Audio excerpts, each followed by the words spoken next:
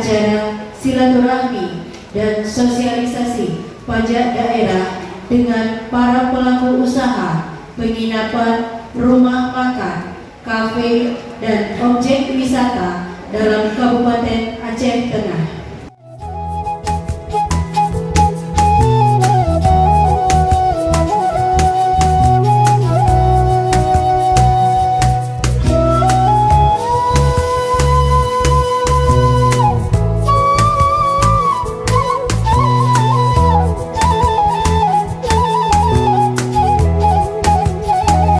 Mari bersama-sama kita membangun daerah ini, terutama yang apa usaha hotel, restoran yang sudah diakui oleh wisatawan.